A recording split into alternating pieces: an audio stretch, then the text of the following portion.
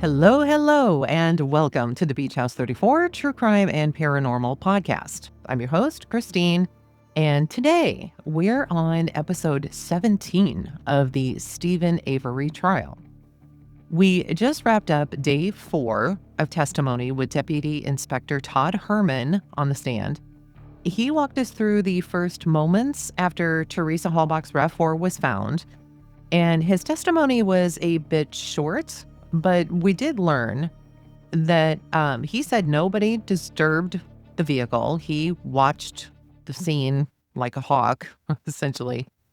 And yet, a search party that was out for Teresa wandered near the Avery property through the gravel pit, just on their own. Nobody was there guarding that particular section of the property. And this is something we've kind of alluded to earlier, right?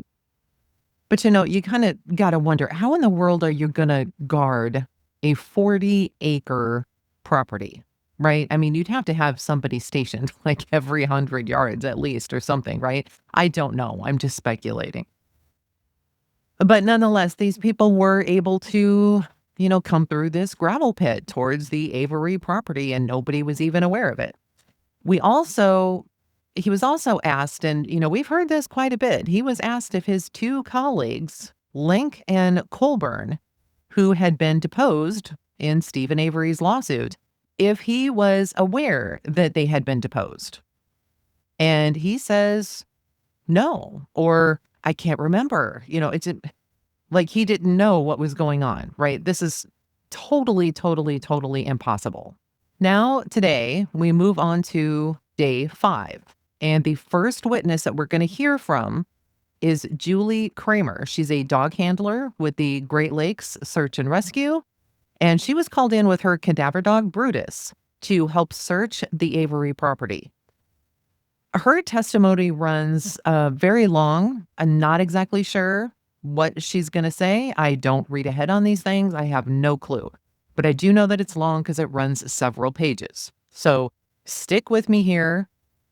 It's detailed. It's got to be if it's this long. And settle in, because this might just add a whole new and different layer to what they did within the search itself for Teresa Halbach. And real quick, before we jump in, if you've been following this series and you don't want to wait for new episodes to drop, I've got you. Every single episode, including these trial episodes, come out a full week early over on Patreon.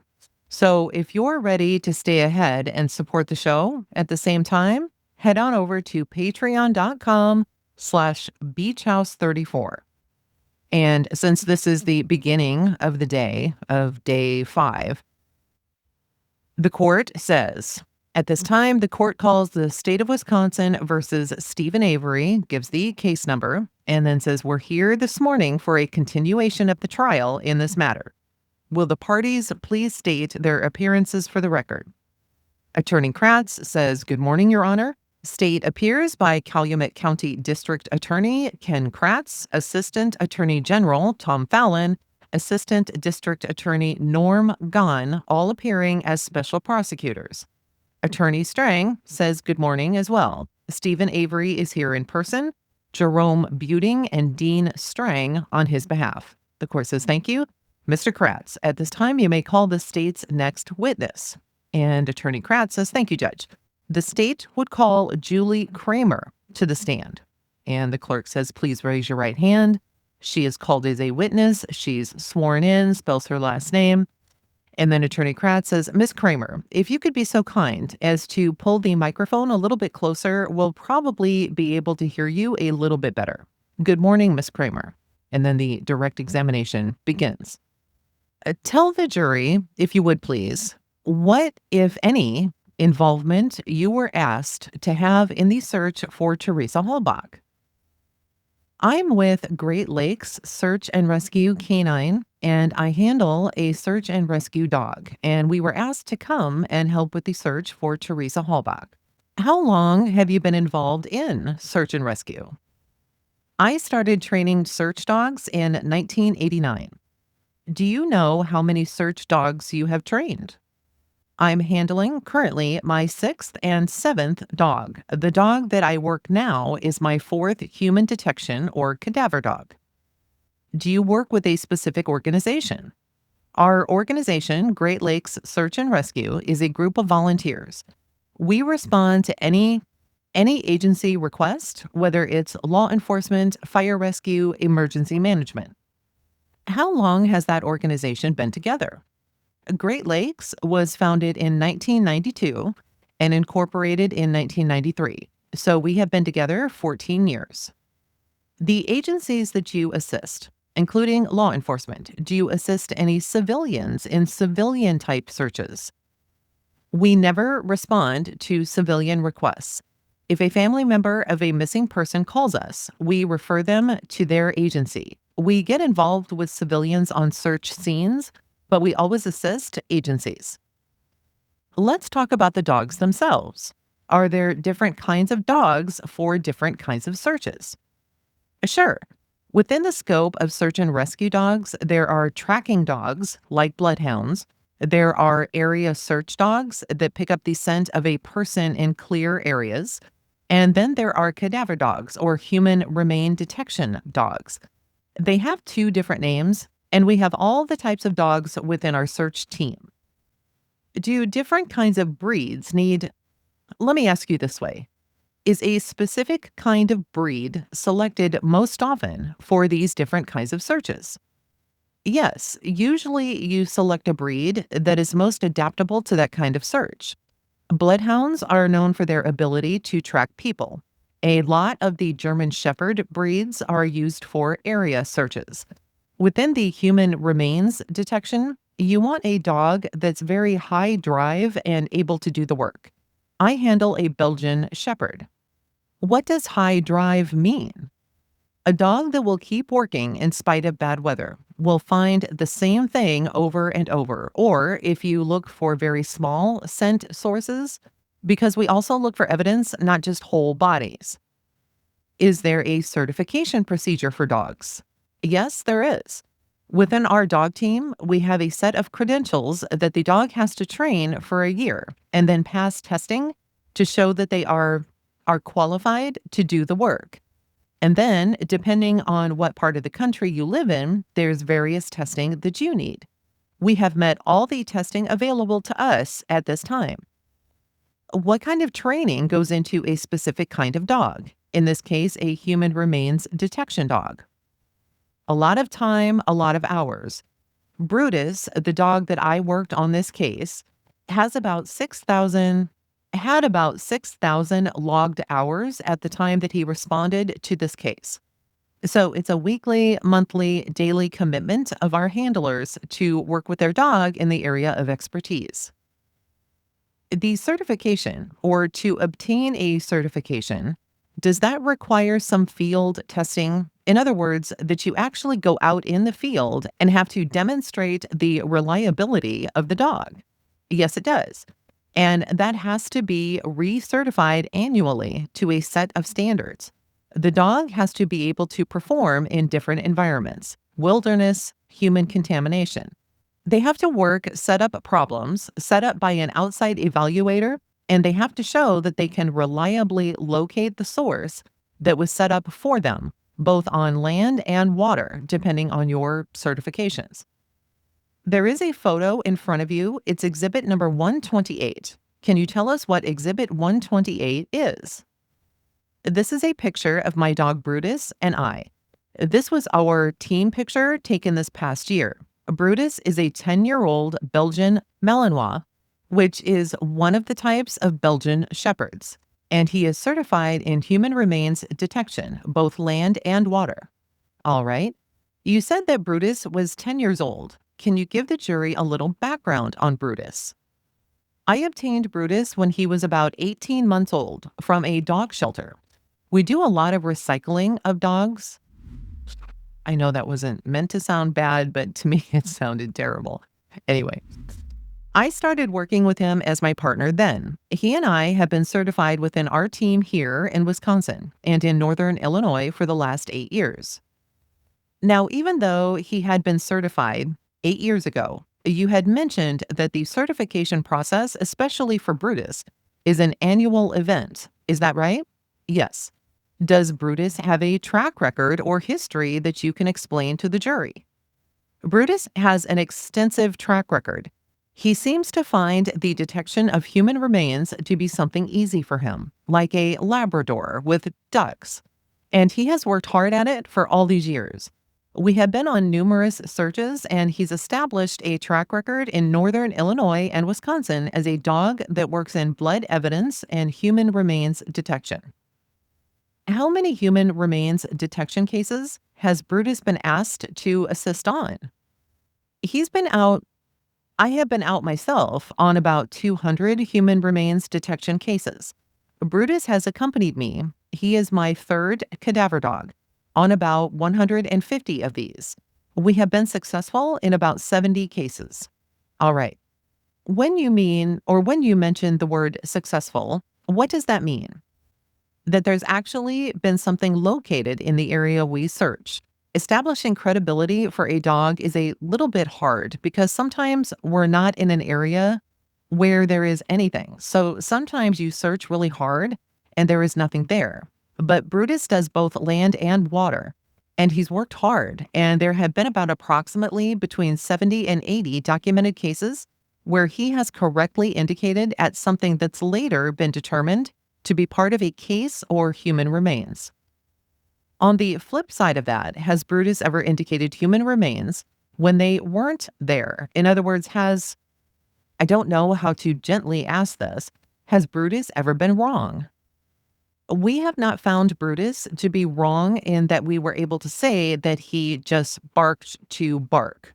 There have been times where what he has found is not related to a case. For instance, if he's working septic systems, sometimes there have been barks where we have learned over the years and through training that we take things that you watch for with dogs. He is alerting not to a specific person, but to the source that he is trained to find. One time we searched an area where there was more than one source. We did locate 3 different sources. The agency was only looking for one. All right. Now, Brutus isn't the only dog that you have handled in the human remain detection area. Is that right? That's correct. And Brutus, do you have other dogs, or are you aware of other human remain detection dogs? Yes. On our team, Great Lakes Search and Rescue Canine, there are 3 certified human remain detection dogs right now, and 3 dogs in training that actually hope to certify this year for the first time. We also affiliate with a team out in northern Illinois that has 4 dogs that have passed their testing. So if we were called today to a search, we would have access to 7 human remain detection dogs that we know to be qualified. And are you familiar with not only the credentials, but the track record of all those dogs? Is that right? Yes. What's the rank for Brutus among those human detection dogs? It sounds like a bias because he's mine, but right now he is the most experienced human remains detection dog that we have available to us. All right. In front of you also is an exhibit number 129. It's a piece of paper. Can you tell us what that is, please? That was Brutus's testing. That was his land cadaver evaluation testing in 2005. Which would have been the last evaluation test he took prior to the call on this case, where he did pass. And again, indicating a certification as to his ability to perform these human remain detection functions. Is that right? Correct. And there's both an area of wilderness and urban. Urban in the human remains detection dog is an area of human contamination, down buildings, interiors. So he passed both his wilderness and his urban human remain detection testing in 2005. I'm going to ask you to just explain that a little bit further. What are wilderness detections, and is that easier to do? Then let's talk about the urban. All right? Okay. Usually when you start to train a dog, you start with wilderness because it's a natural environment. And to pass that test, the dog goes out and finds a person. For instance, someone who would be hiking in the woods and would be deceased or in a natural environment. Normally, that's done first.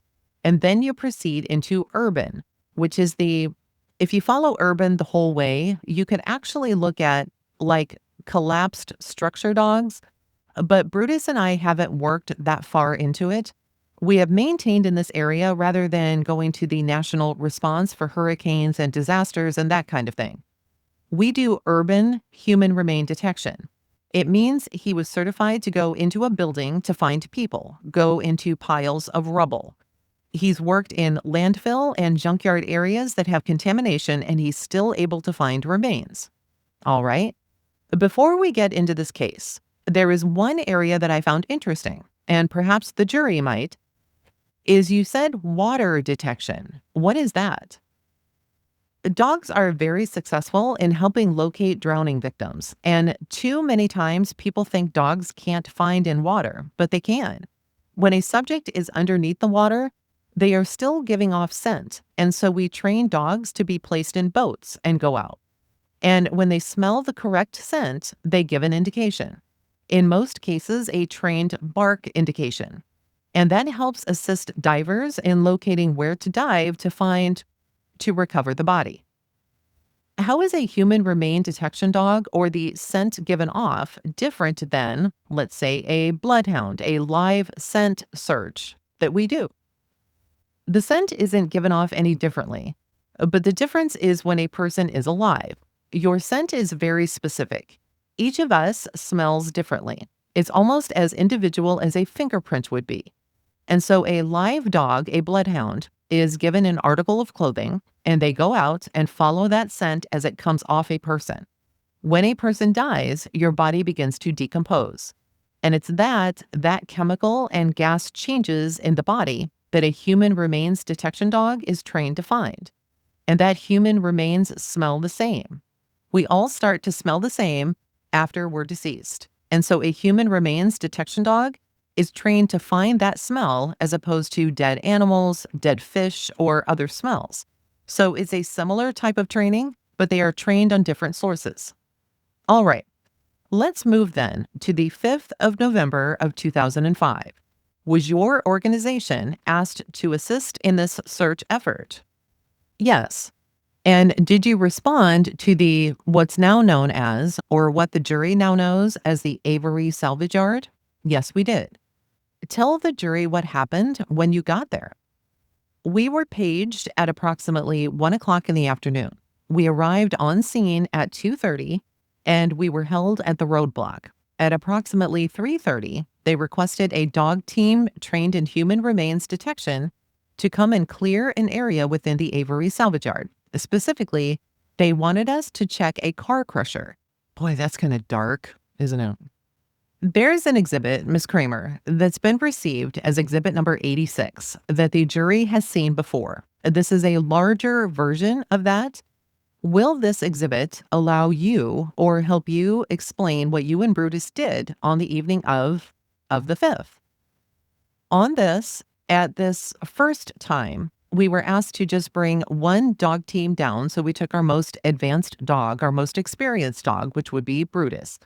And we responded what would be kind of from the bottom left corner of that photo.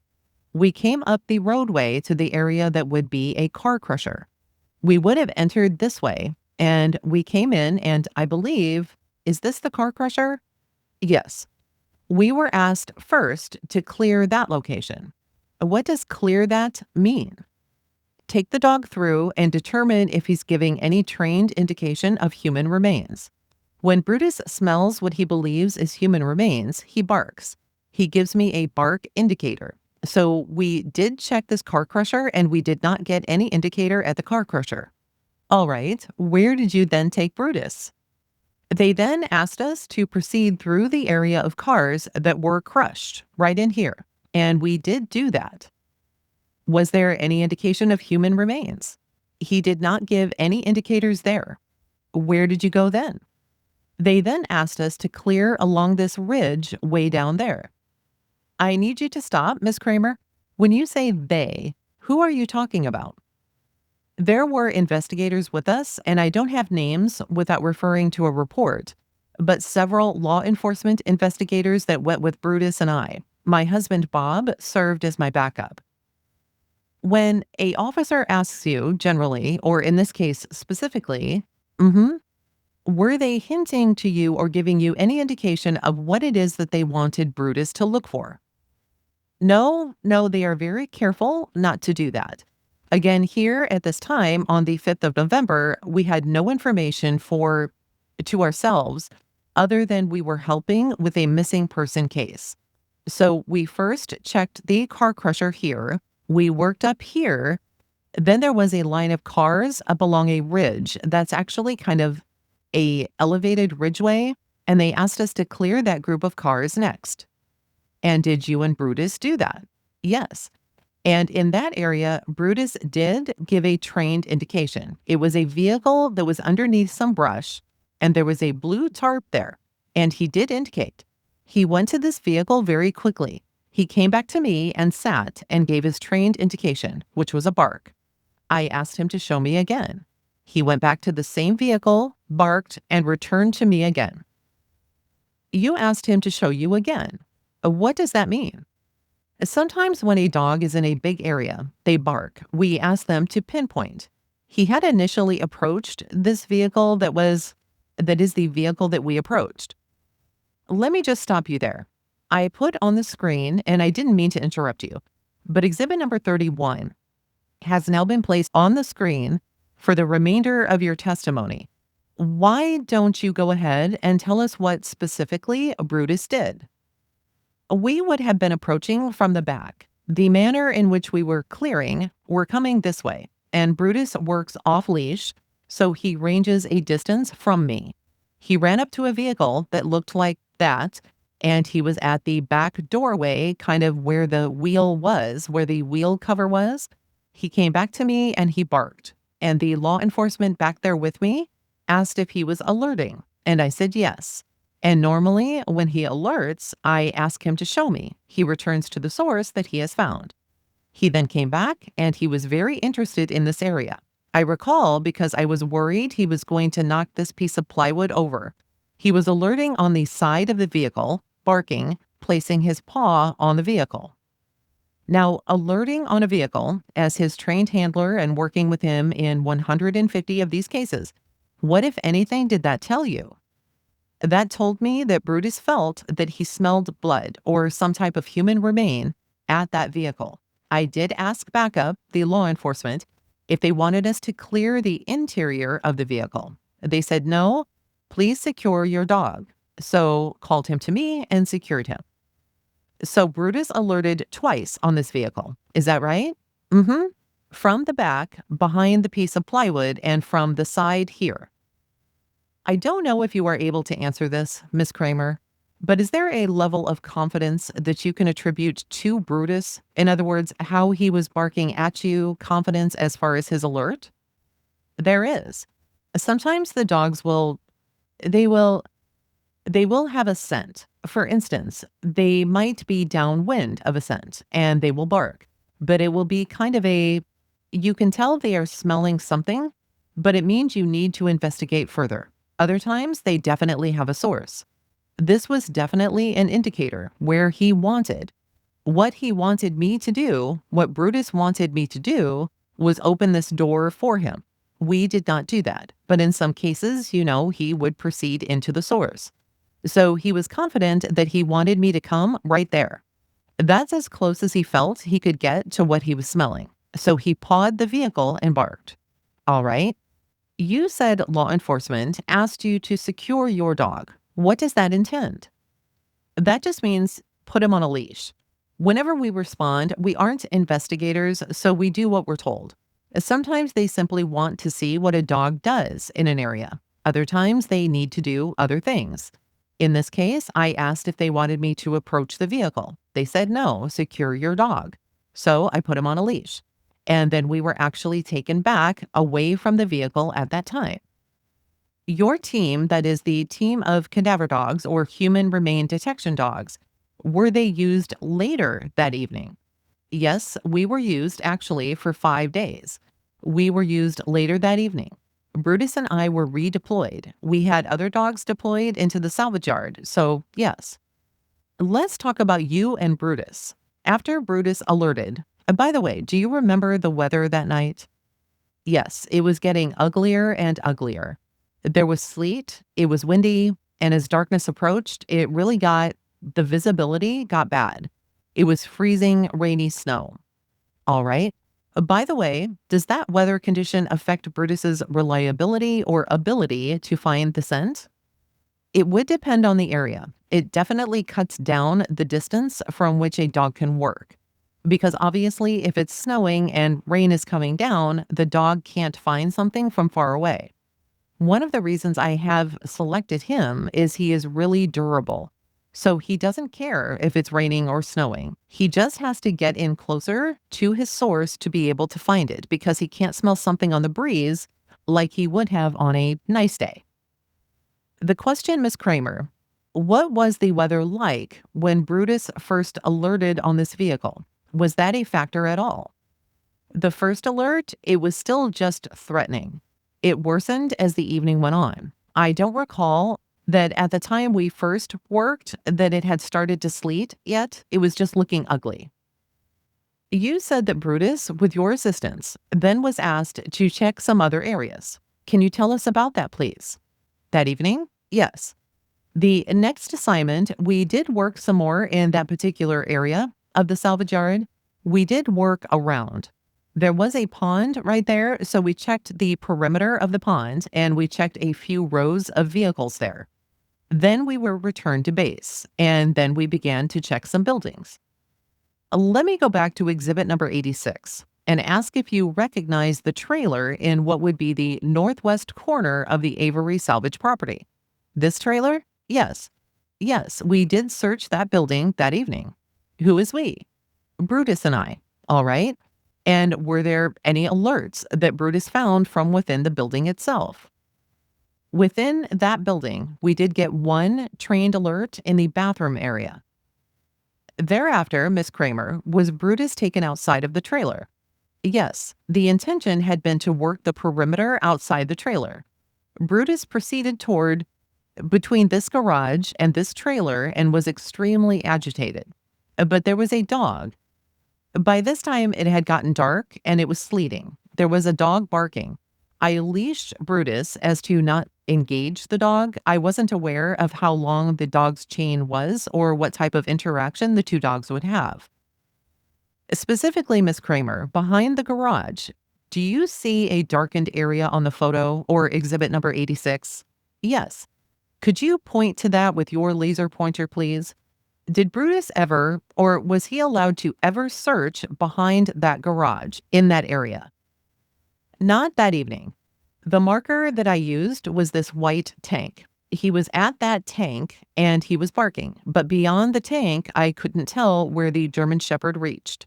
So I called him back to me and leashed him at that time. Then what he did is he was pushing to go this way, and he actually ran kind of back in this direction toward another dog. Ms. Cramer, I'm going to show you what's been received for identification as exhibit number 50. Do you recognize that dog?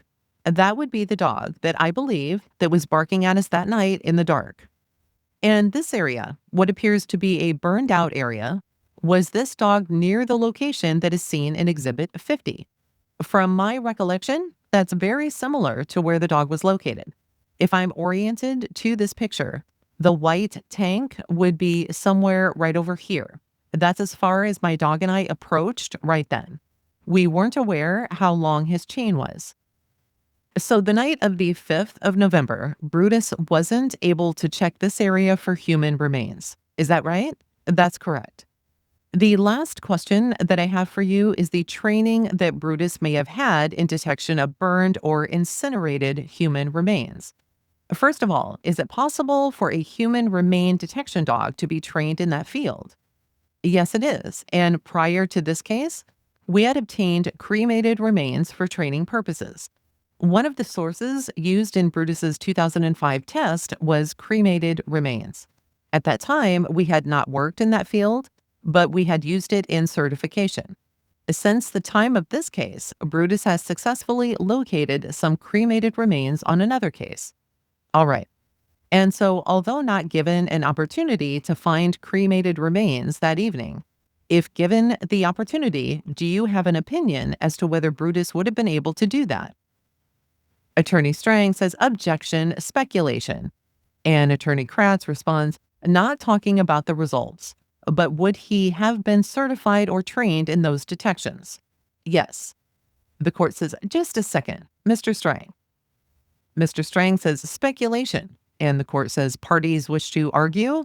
Attorney Kratz says, Judge, the dog is certified in that area. That's all I'm asking. Attorney Strang says, and I think the testimony was he wasn't then. And then in the transcript, it says court reporter couldn't hear. And so Attorney Strang says, I believe the testimony was, or the implication was, that he was not certified at the time. The court says, Mr. Strang, why don't you ask some additional foundation questions? Attorney Kratz says, Mr. Kratz, you mean?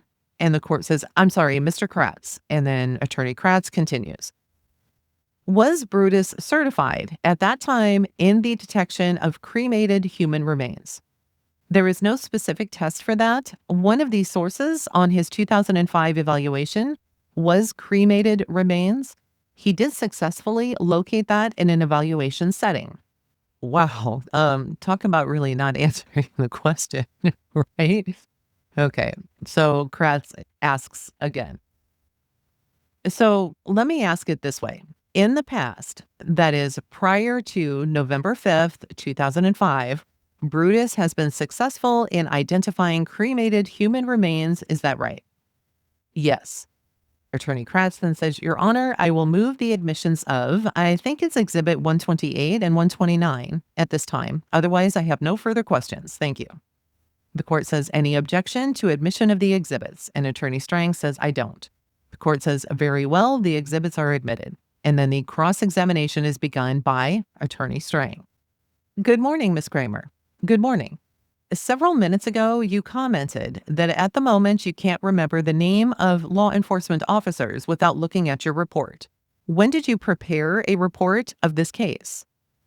I prepared a report of this case in November of 2005. And do you have that with you today? I don't have it with me. Why would you not have it with you? Attorney Strang then says, maybe we should just approach, Your Honor, briefly. And then a sidebar is taken. And then Attorney Strang continues. Would you bear with me just a second, and we'll see if this is helpful or it may be of some use in refreshing your collection. I will just leave it with you. I don't know that we'll need it, so we won't mark it for the moment, but you can have it if you need it. Now, I gather that you have got at least two living beings you describe as a partner. One is your husband, Bob. Yes. And the other is Brutus. Yes. And it sounds like maybe you handle some other four-legged partners as well? Yes. Where do you and your various partners live? We live in Cedar Grove, Wisconsin. Give me a rough idea. Is that Sheboygan County? Sheboygan County. Do you have a TV? Do you have a television? Yes, you do. Okay. And you are responding here on November 5th, 2005? Yes. Do you suppose you had your television on at any time between, let's say, 10 o'clock on November 3rd, 2005, and the time you came up to Manitowoc County from Cedar Grove? Actually, we were at a map and compass training in Milwaukee, and we were not at home at the time of the call. We responded from the Nature Center in Milwaukee County. Okay, that was a conference that you were attending. It was a map and compass training for the K-9 team. When you arrived up in Manitowoc, actually, in what I will call the Avery salvage property, and then Attorney Strang says, and I'm going to ask Mr. Kratz if he would put exactly that one back up on the screen, 86, is that right? Maybe what I'm interested in is I want to have the crusher and the pond and the southern ridge. Attorney Kratz says, how's that? And Strang says, sure, just great. And then he continues. So by the time you got up here, it's 2:30 and you are detained out at the check-in point back up by Highway 147 for about an hour? Yes. Come in and you describe for us the route you went. And I don't need to repeat that, but I did want to pick up on the car under the tarp. Okay? Okay. Was the car under the tarp when Brutus approached that particular car? Wasn't really under a tarp. There was a blue tarp near the vehicle. It had wood on it, and there was a series of cars in a row. But the blue tarp is how I recollected where the car was. Sort of tented over the car? Yes, kind of on the side. What do you mean by on the side? It tented partially over that car on the front end of the car? But Brutus didn't have to go under the tarp to get to the rear passenger wheel well, for example. No, he did not. He did not have to go under the tarp to get to the rear cargo door area. No, he did not. And those were the two places where he barked? Yes. And at that point, the sleet probably had not started. Is that your recollection? That's my recollection. The wind hadn't picked up yet? No. And then what you went then is further. South is up in this picture. Okay. We all know that. I'm just going to suggest that to you. So to the right is west? Yes. You sort of worked further west along that line and then around the perimeter of the pond a little bit? Yes. Now, setting aside partner Bob and any other partners in your life, let's talk about partner Brutus for just a minute. Brutus is a dog. Yes. Does Brutus get some time to just be a dog? Yes. Does he live with you? Yes. Inside dog? Yes. And when Brutus is off duty and just kind of hanging out being a dog, does he ever behave like a lot of other dogs? Yes. Does he bark? Rarely. But he will sometimes bark? Yes. For example, when he's telling you things, when he's telling you, please open the door for me on the Toyota, he's doing that by behaviors, correct? Right. He hasn't mastered English? No. Or any other language that you speak? No. So barking is one of the things he does that will tell you as his partner what it is he wants. Barking is the behavior we have reinforced for cadaver recovery. Yes. And you described even for the jury that sometimes, my word now, you get sort of a tentative bark when something is in the wind, so to speak. And sometimes, again, my word, more of a definitive or determined sort of bark. Yes. And the art of this is interpreting your interpretation of the gradations between those two sort of barks. Yes. And proving it in evaluation. And will Brutus tend to bark when he's confronted with, say, a German Shepherd? Yes. Is he interested in other dogs? Not primarily. If the dog barks at him, he will bark back. Mm-hmm. And does he like to sniff other dogs in the way that dogs introduce themselves particularly? He's not as interested in dogs as some, but yes. When you are working him, he gets a break from time to time? Yes. Probably every hour or so, depending on circumstances. Yes. And he gets some sort of reward at break time. Yes. Water. And by reward, I don't necessarily mean a dog bone or something, but a scratch on the ear or some sort of reinforcement that he's appreciated. Yes. And that would include water, typically for Brutus. Yes. Now I'm going to use a sort of fancier word than Mr. Kratz did, but you just straighten me out if you don't understand me, because I sort of suspect you will. In handling canines or trained dogs, one of the things that you are interested in is false positives. True? Yes. A false positive here would mean an alert that the dog gives when, in fact, there is no source on which the dog would have been trained to alert. That would be a false positive. Okay. You are also interested in false negatives. True? Yes. A false negative would be when, for example, as a matter of a training exercise, or someone knows, because usually this would be done blind to you, correct? Correct. But someone who has set up the training exercise knows that there is a scent source on which the dog has been trained, correct? Correct. If the dog covers the area in which the scent source is hidden, but fails to give an indication or alert, that would be considered a false negative? Correct. In other words, the dog missed it? Yes. And that was a mistake because we know it's there. Right. All right. What is, or now doesn't matter so much, but as of November 5th, 2005, what was Brutus's rate of false negatives? Brutus's rate of false negative would be very low. I would have to refer to a lot of logs because it's about 6,000 hours of training. He very rarely missed a source. I can't say never, but very rarely. And indeed, the false negative rate is not something you have ever calculated for Brutus. No. What was his rate of false positives in November 2005? False positives are when you are training a cadaver dog, the bigger concern because the dog is trying to please a handler. Yes. But Brutus worked through that about 5 years earlier. His rate of false positive has also been very low as his training progressed with his age. So, up until about 5 years before this, let's say 2000 roughly, Brutus had a noticeable and unacceptable rate of false positives. Not unacceptable. When you shape a behavior with an animal, any animal, you are always building toward that perfect behavior. And so with a dog that is very intense in what they are doing, a false positive, would be initially an attempt to please a handler. And that's what you train for. And until that reaches an acceptable level, you normally can't pass an evaluation. That's the reason we pass certification testing, is when we feel that the dog is at a level that is reasonable. And Brutus did that a long time ago at his age. About 5 years ago, he has actually passed that for 8 years, 7 years at the time of the case. All right. But you have not calculated a false positive rate for him either. No. So as you sit here today, you don't know what the false positive rate is, other than your sense is that it's very low.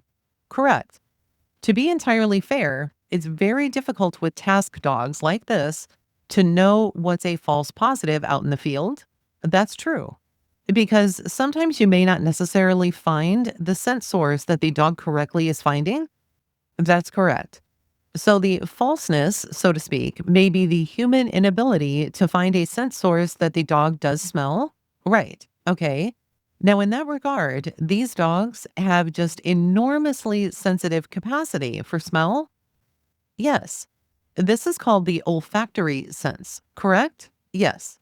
People like you who for 18 years have been training dogs like this have no idea how it is that this olfactory smell or sense of the dog gets so well developed. That's true. What you know is that it is, correct? Yes. So if you are working a human remains dog, in specific in this part of the world, let's say Wisconsin, Northern Illinois, you sometimes have to go back and try to learn, if you can, are there Native American Indian burial grounds in the area, for example? Yes, because the dog may pick up on human remains that are 1,000, conceivably 2,000 years old. True? That would be possible. You have to be aware of, maybe from the local historical society, was there a 19th century cemetery or family burial plot in the area that I'm working? Because the dog may be picking up those remains. Yes. You have to be aware of the locations of mortuaries and, for example, whether you are downstream as a matter of the water table from the septic system of a mortuary or crematorium. Yes. But all that said, what the dog really is smelling is decomposing human remains, correct? Yes. Human remains, meaning human tissue, skin, bone, muscle, ligament, that sort of thing. We train on that and blood, bone. And exactly, very good. And that's exactly where I was going. So we have human tissue and also human bodily fluids, correct? Yes.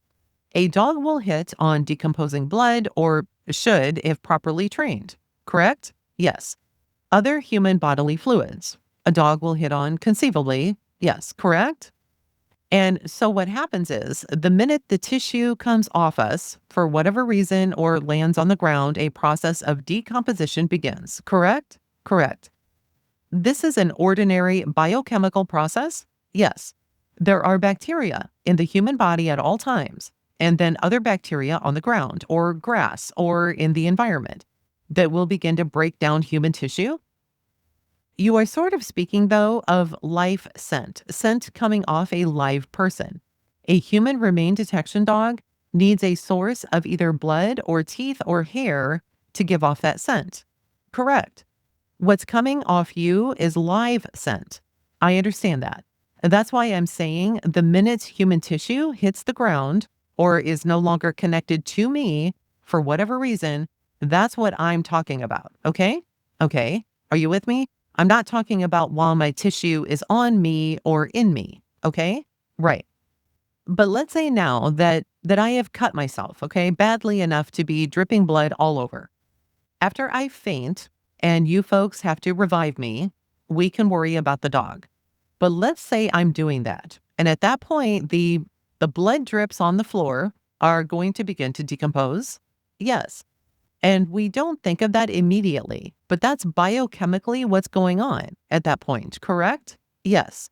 And if it were a good day or a normal day, the typical day for Brutus, if you brought him into this courtroom a day or two or a week or a year after I had bled all over the carpet, assuming no one had, been successful in so cleaning the carpet as to remove all scent of my decomposing blood, you would expect an alert?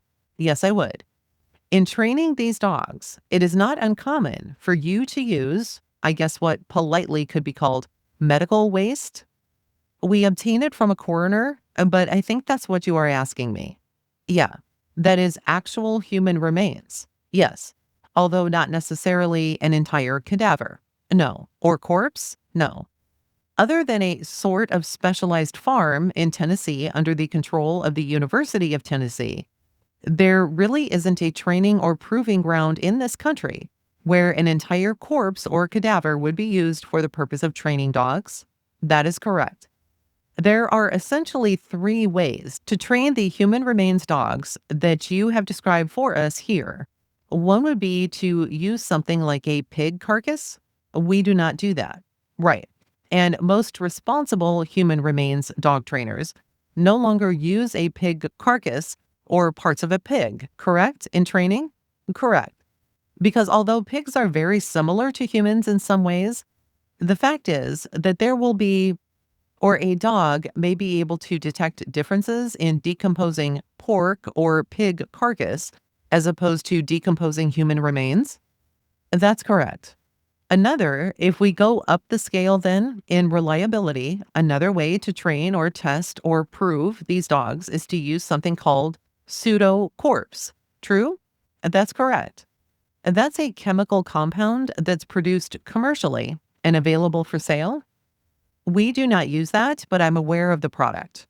And the trend, in your business is moving away from using pseudo corpse or this chemical product. Correct? Correct.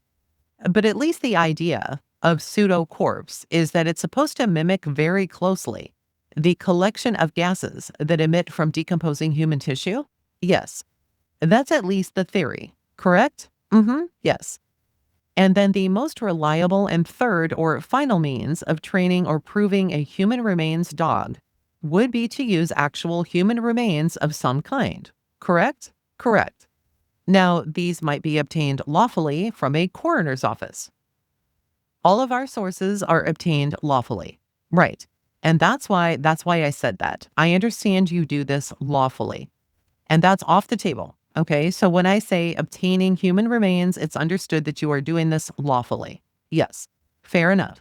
But a coroner's office might be one source. Yes. Hospitals might be another source. Not for us, but I'm sure you could. For other people in this business? Okay. But what is obtained then, without becoming completely indelicate, is some small quantity of some sort of human remain. Not a corpse or a cadaver. That's correct. The dog then is alerting to, or is trained to recognize the package, if you will, of gases and scents that are released in the decomposition or the breaking down of this sort of human tissue. Yes. If we were chemists, we would be talking about esters and alchemies as the source of these odors. Okay. Is that You are okay. I am not a chemist. Okay. I mean, is that something you heard? Yes. Or ever been taught? Yes. Okay. I couldn't begin to tell you which esters and which alchemies, but this is the chemist's name for the molecular structure of these gases that are given off. Okay. Yes. One of the gases that decomposing human tissue gives off actually is very commonly understood, and that's methane. Yes. But that's only one of the gases, correct? Right. So, one of the challenges, if you are going to work a dog in a landfill, for example, is to train him not to hit only on methane. Correct. Correct. Because landfills give off all kinds of methane. Correct. True. That's because any sort of living tissue in either the animal or plant kingdom as it decomposes will release methane gas. Yes. You are not interested in that per se. You are interested in methane only to the extent that it is part of the cocktail of odors and gases that decomposing human tissue gives off. That's correct. But a landfill is a challenging site. Yes, very. For a human remains dog. For this reason, yes. Likewise, a salvage yard. Have you ever worked a salvage yard before? Not this large a salvage yard? No. But you have been to that type of scene? Yes. Okay. And one thing you know that you have in salvage yards is a number of cars. Yes. Some of those cars are just old and they went kaput and stopped running and somebody towed them off to the salvage yard. Yes. But some of them, though, were wrecked or ruined in car accidents. Yes. Car accidents, unfortunately, sometimes cause human beings to bleed. Yes. Sometimes profusely bleed. Yes. When the car is towed off after the wreck, ordinarily, no one has made any effort to clean up the blood, or worse, of the human remains in that wrecked car. That's true. So a salvage yard, particularly one this size, with over 4,000 wrecked cars, is also a challenging environment for a dog. Yes. You had here, as a matter of fact, a number of alerts from Brutus to cars in the salvage yard. Yes, we did. Most of those, I'm just going to set aside the Toyota that you described. Most of those human beings later decided didn't have any relevance to the investigation, correct? That would be up to the investigators. Right. I mean, your job was simply to say Brutus is barking. He is alerting on the trunk of this car or the back seat of this other car. That's right. The investigators take it from there? Yes. But it would not surprise you to learn that investigators then may have decided there is another source of human remains here and it means nothing? Yes. This dog Brutus never was scented, if you will, for Teresa Halbach. No, you don't scent human remains on detection dogs. Right. And this scent is normally a noun, not a verb, as we just used it. Let's explain that a little bit. By scenting a dog, what that means in your special field is if we have a search and rescue dog, a bloodhound typically, but not necessarily exclusively, could be a beagle or something, correct? Correct. What we would do is give an article of clothing, a shoe, a shirt, something that's known to belong to the missing person. Yes. Let the dog smell that or get the scent of that item of clothing, correct? Yes. And then ask the dog on leash or off whether he can find the scent. That's correct. And then to follow the scent. Yes. So for those dogs, it's not so much an alert process as it is being trained in the process of leading a handler along the path of the scent if the scent is detected. Yes. Brutus was not given Teresa Halbach's scent. No, because you don't do that with human remains dog. That's correct. Brutus then, to the extent he was alerting on the Toyota, could not tell you whether he was smelling the remains of Teresa Halbach. That's correct. He could not tell you whose remains, obviously, he might have been smelling. That's right. He could not tell you whether it was human bodily fluid or human tissue that he was smelling. That's right.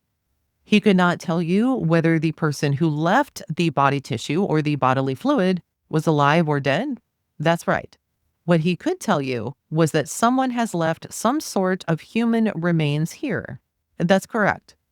In the example I gave of my cutting my hand and bleeding all over the floor, presumably I could be rendered first aid, or I could put a little bandage on or something, and I would just go on just fine. That's correct. Some people might not be happy that I'm going on just fine, but I would go on just fine, right? Right. But nonetheless, Brutus would alert on human remains on the floor. Yes. So the label of a cadaver dog is one that you rightly tend to shy away from a little bit and prefer human remains detection dog. I prefer it because sometimes we're looking for evidence, not corpses. Not corpses exactly. And in any event, unless you find a corpse, there is no way to know that an alert means a corpse. You would normally look for what source the dog was hitting, whether it was a corpse or material, tissue or fluid. And by fluid, let's get specific about that. Menstrual blood? Yes. Semen? Yes. How about saliva? Yes.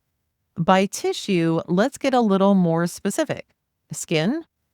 Yes. The only thing I guess I want to say is, in a way, you seem to cross over into live scent. I'm sloughing skin off. Right. My cadaver dog isn't going to hit on that. There is going to be a piece of a finger, a pool of blood. So that's like with saliva. If somebody talks and spits saliva, my dog isn't going to hit on it.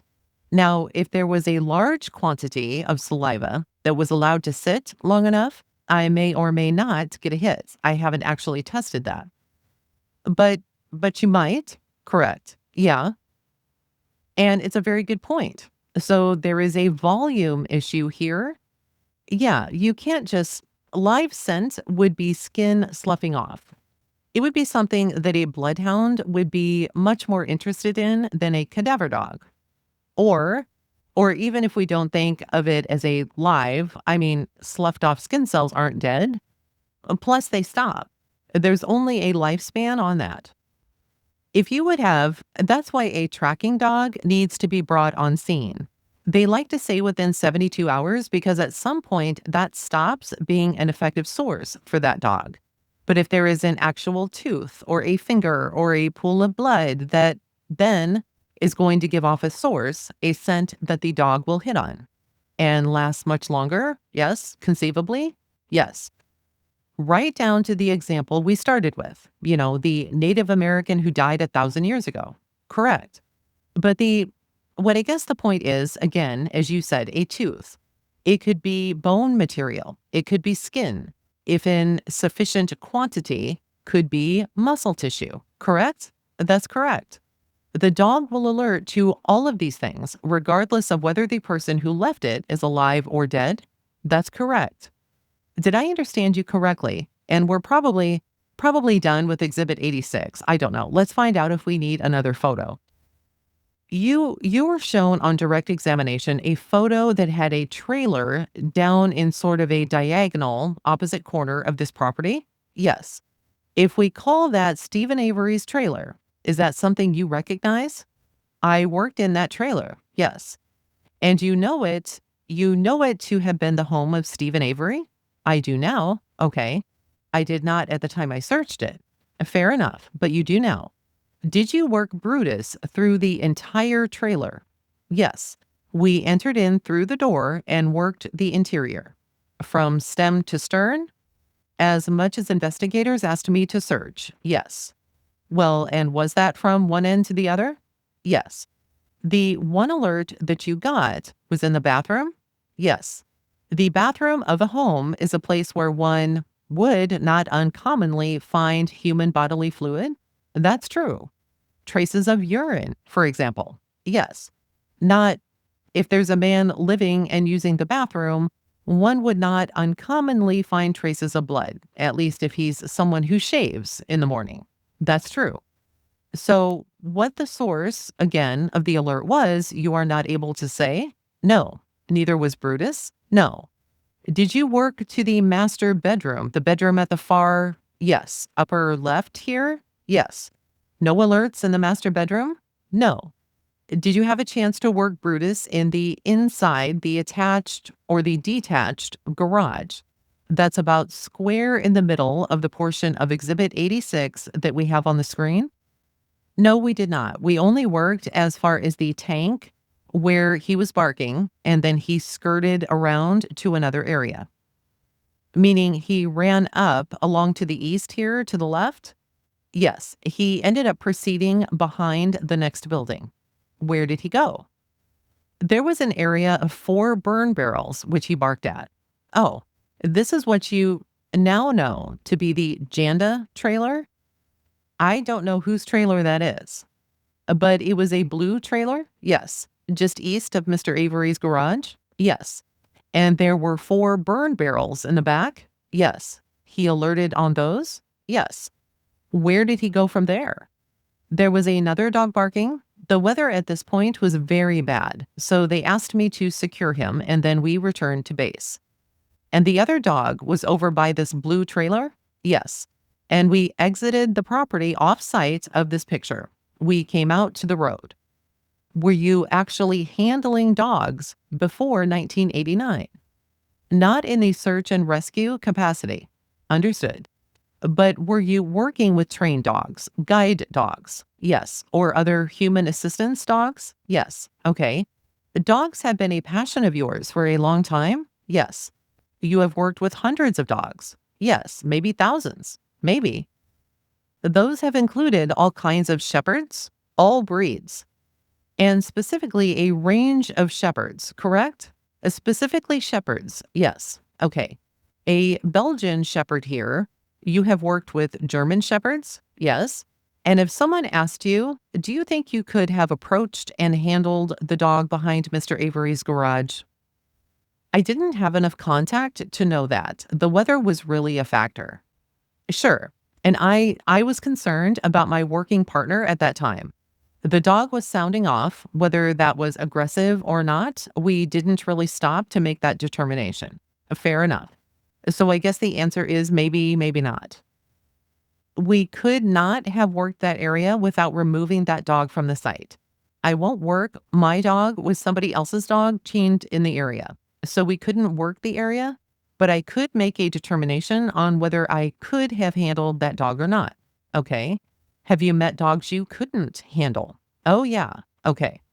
Attorney Strang then says, that's all I have. Thank you. Thank you very much. Court says, Mr. Kratz, any redirect? And Attorney Kratz says, if I could have just a moment, Judge. And then his redirect begins. Mr. Strang asked about false positives and false negatives. Have you had an experience specifically with Brutus where Brutus alerted, found a scent that was originally believed to have been a false positive that actually turned out to be an accurate reflection of some evidence? We had 2, both in 2005, that come to mind.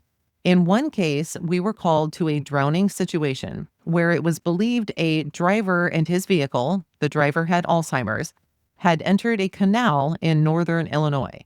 Brutus gave a very definitive alert in an area that would have been logical where the vehicle could have been gone in. Divers looked without success for 2 days. We cleared scene. I was very concerned about that as a false positive. It bothered me a lot in training. Some weeks went by, and we received a call from the agency that as a barge had gone through taking corn in this canal, they had struck something, and in finding out, it was the vehicle. It had obviously gone in with enough force, it was silted into the river. They were able to pull the vehicle out, and the driver was within the vehicle. That was an example of what looked to be a false positive that was true. We also had an evidence kind of case, same kind of thing. My point is that Brutus has been found, yes, before to be accurate, even when humans, when we thought, couldn't find what he was wrong. Yes. Attorney Kratz says, that's all I have of Miss Cramer, Judge. Attorney Strang says, I'm just taking one last look at the report. I probably will have no further questions, but if I could just have a moment or two. And the court says, go ahead. And then he does decide to do a recross. And Attorney Strang then asks, the area of the 4 burn barrels, Brutus actually alerted on 2 of the barrels. Attorney Kratz says, objection beyond the scope of redirect. Attorney Strang says, it is. I'm just getting a chance to look at the report. It is beyond the scope of redirect. The court says, all right, how many questions are you looking to ask? And Attorney Strang says, I think 2. And Kratz says, that's fine, Judge, he can. And the court says, very well. And Attorney Strang then continues. I have asked 1 already. He alerted on 2 of the barrels? Yes. And the alerts go with extreme animation and excitement? Yes. Strang says, that's all I have. Thanks. And Attorney Kratz says, nothing further. Thank you. And the court says, very well. The witness is excused. The witness says, thank you. And then Attorney Kratz says, can we approach just briefly, Judge? The court says, sure. And then another sidebar is taken. The court then says, members of the jury, we're going to get started on the next witness, but if you want to stand up and stretch a bit now, you can. That's fine. All right. At this time, Mr. Kratz, you may call your next witness. And at this point, Attorney Kratz says, state will call Tom Fassbender, Your Honor. All right. That wraps up today's episode and Julie Cramer's testimony. So, here's what we know. Her cadaver dog, Brutus, alerted in certain places. The back of Teresa Halbach's RAV4, which the dog obviously wanted to go further inside to investigate, but those on the scene who were in charge wouldn't allow that to happen, which I can kind of understand because they hadn't processed the vehicle. And I'm sure having a dog back there would definitely make a difference in any kind of evidence that they may have found. But then, it also doesn't allow for the dog to say, hey, this is what I was alerting on. This is tissue. This is blood. This is whatever this is. The dog also hid on in the bathroom of Stephen Avery's trailer. And we'll get to that in a later episode. And at the burn barrels near the Jonda residence, which is interesting. And Julie, she was very clear about what these alerts actually mean. Brutus is trained to detect the scent of human decomposition. But even as the defense pointed out, even let's say you cut your finger, you bled on the carpet and never cleaned that up, the dog would alert to that, right? And just because the dog alerted to Teresa's vehicle, as the defense also pointed out, it just meant that they alerted to something, right? Now, the dog's alerts raises questions. Definitely, for sure, raises questions. The dog has absolutely no, for lack of a better term, no skin in the game, right? But there's still a lot of unanswered questions. And we're going to get into that because we're only on day 5 of this trial. Should we be concerned about the alert in the back of the RAV4? Absolutely. Should we assume that an alert in a bathroom means that a murder happened there? No, not at all. In the next episode, we're going to hear from Special Agent Tom Fassbender.